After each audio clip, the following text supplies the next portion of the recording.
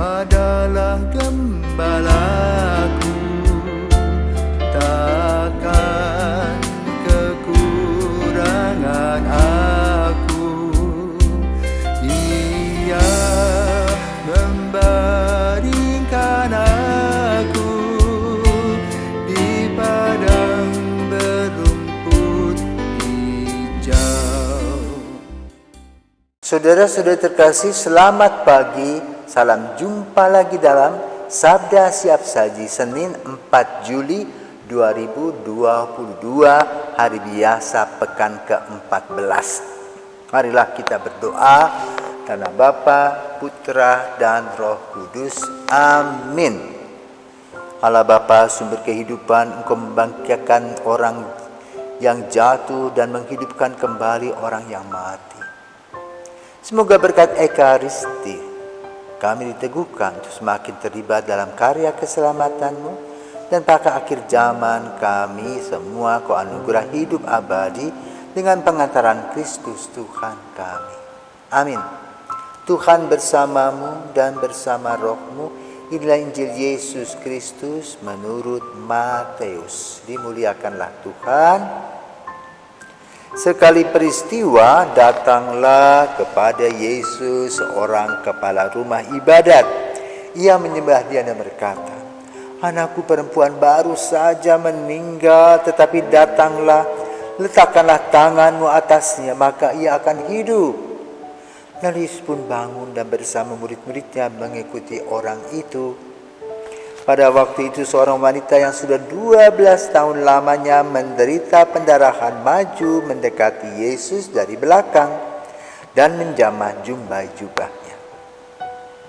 Karena katanya dalam hati, "Asal ku jamah saja jubahnya, aku akan sembuh." Tetapi Yesus berpaling dan memandang dia serta berkata, "Teguhkanlah hatimu, hai anakku, imanmu telah menyelamatkan dikau." Maka sejak saat itu juga sembuhlah wanita itu. Ketika Yesus tiba di rumah kepala rumah ibadat itu dan melihat peniup-peniup seruling serta orang banyak yang ribut, berkatalah ia, "Pergilah, karena anak ini tidak mati tetapi tidur." Tetapi mereka menertawakan dia. Setelah orang banyak itu diusir, Yesus masuk, dipegangnya tangan si anak, lalu bangkitlah anak itu. Maka tersiarlah kabar tentang hal itu ke seluruh daerah. Demikianlah sabda Tuhan. Terpujilah Kristus. Saudara-saudara terkasih, sakit adalah bagian dari kehidupan kita. Mayoritas hidup kita ini sehat. Kadang-kadang kita sakit. Entah sakit gigi, sakit mata, bisa juga sakit hati. Situasi sakit tentu membuat kita tidak nyaman dan tidak membuat kita senang. Kita terikat kepada obat. Kita terikat pada situasi dan kondisi kita, tidak bebas kemana-mana. Kita terikat dengan peralatan untuk kesehatan kita. Apalagi mereka yang berpenyakit jantung harus pakai alat pacu jantung. Bagi yang patah kakinya harus pakai tongkat. Itu suasana yang kurang menyenangkan. Seperti peribahasa mengatakan, hujan sehari bisa menggantikan kemarau setahun.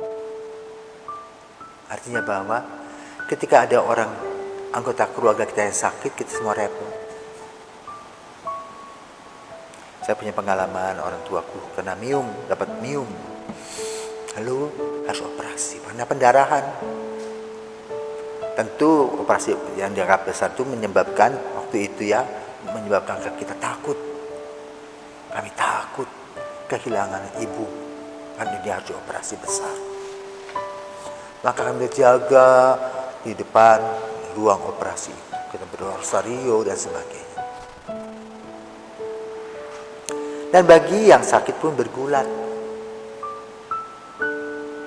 Kenapa? Operasi juga menakutkan. Bisa selamat, bisa tidak selamat. Dan umumnya itu dirasakan oleh semua orang. Sakit kurang menyenangkan.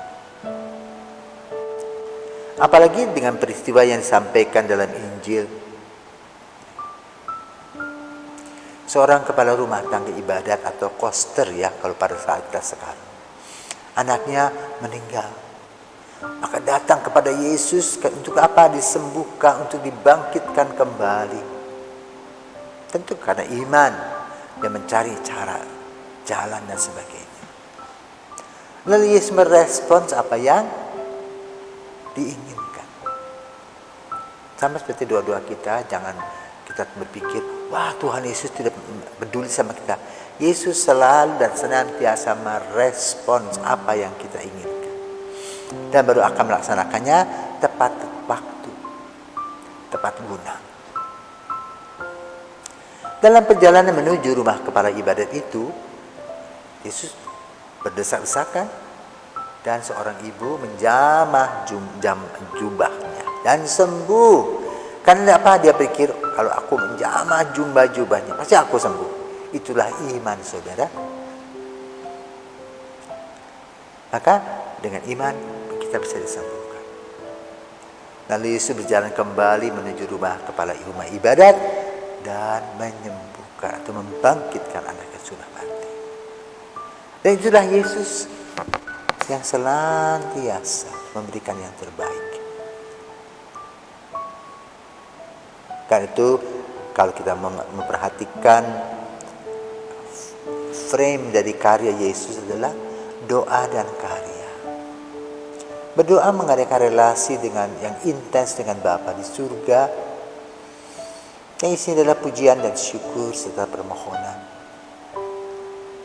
Kemudian dia mengidentifikasikannya, melaksanakannya di dalam kehidupan sehari-hari. Dengan melaksanakan tugas. Sakit disembuhkan.